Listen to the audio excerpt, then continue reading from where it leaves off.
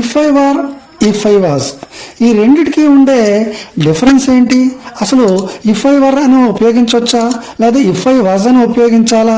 ఎందుకంటే I singular కాబట్టి if I ఉపయోగించాలని చాలామంది మనం అనుకోవడం జరుగుతుంది. కానీ ఇఫ్ ఐ వర్ ఉపయోగించడము ఎంతవరకు కరెక్టు, ఇఫ్ ఐ వాజ్ ఉపయోగించడము ఎంతవరకు కరెక్టు అనేది ఈ వీడియోలో మనం క్లియర్గా ఎగ్జాంపుల్స్ ద్వారా చూసి తెలుసుకుందాము. ఈ వీడియో కానీ మీకు నచ్చినట్లయితే లైక్ చేయండి, షేర్ చేయండి, మరియు ఈ వీడియోను చివరి వరకు స్కిప్ చేయకుండా చూడండి. మీ కామెంట్స్ను కిందన తెలియజేయండి. ఇఫ్ ఐ వర్ అనేది మనము to express unreal and impossible conditions, unreal and impossible కండిషన్స్ని ఎక్స్ప్రెస్ చేయాలనుకునేటప్పుడు మనము ఇఫ్ ఐ వర్ అనే కండిషన్ క్లాజ్ను ఉపయోగించడం జరుగుతుంది. ఇక్కడ మనం కొన్ని ఎగ్జాంపుల్స్ తీసుకోవడం జరిగింది.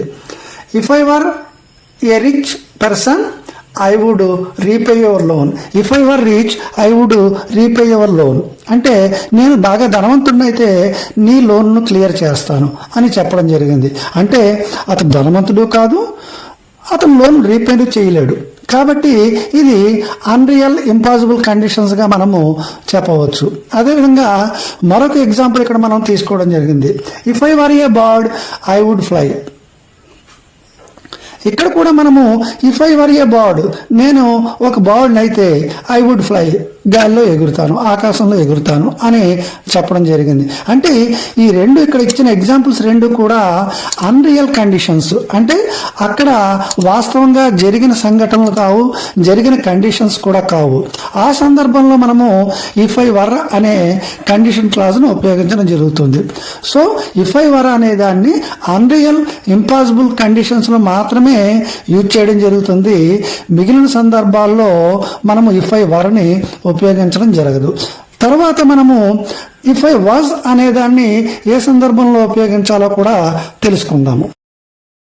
సో ఇక్కడ మనము ఇఫ్ ఐ వాజ్ అనే కండిషన్ని ఏ సందర్భంలో ఉపయోగిస్తాము? To express real and possible conditions, సాధ్యమైన వాస్తవమైన కండిషన్స్ని మనం ఎక్స్ప్రెస్ చేసేటప్పుడు ఇఫ్ ఐ వాజ్ అనే దాన్ని ఉపయోగించడం జరుగుతుంది. అంటే ఇది సాధ్యమయ్యే సందర్భాల్లో మనము ఇఫ్ ఐ వాజ్ను ఉపయోగించడం జరుగుతుంది. కొన్ని ఎగ్జాంపుల్స్ ఇక్కడ మనం ఇవ్వడం జరిగింది. I was late I would take a taxi. నేను లేట్ అయినట్లయితే టాక్సీ మీద మీటింగ్కి వస్తాను అని చెప్పడం జరిగింది. అంటే ఇది వాస్తవ సంఘటన కాబట్టి వాస్తవంగా జరిగే అవకాశం ఉంది కాబట్టి ఇక్కడ మనము ఇఫ్ ఐ వాజ్ అని ఉపయోగించడం జరిగింది. అదేవిధంగా if I was wrong I would apologise. నేను తప్పు చేసినట్లయితే అపాలజీ చెప్తాను. అంటే ఇది కూడా పాసిబుల్, సాధ్యమయ్యే కండిషను కాబట్టి ఇక్కడ మనము ఇఫ్ ఐ వాజ్ అనే ఉపయోగించడం జరిగింది. ఈ విధంగా మనము రియల్ అండ్ పాసిబుల్ కండిషన్స్ ఏ సందర్భంలో అయితే ఉపయోగిస్తామో అటువంటి సందర్భాల్లో మనము ఇఫ్ ఐ వాజ్ను ఉపయోగించడం జరుగుతుంది. ఇదండి ఇఫ్ ఐ వర్కి ఇఫ్ ఐ వాజ్కి ఉండే డిఫరెన్స్. కాబట్టి మనం ఇఫ్ ఐ వాజ్ రైటా ఇఫ్ ఐ వర్ రైటా అంటే రెండు రైటే. సందర్భాన్ని బట్టి ఇఫ్ ఐ వాజ్ని లేదా ఇఫ్ ఐ వర్ని ఉపయోగించడం జరుగుతుంది.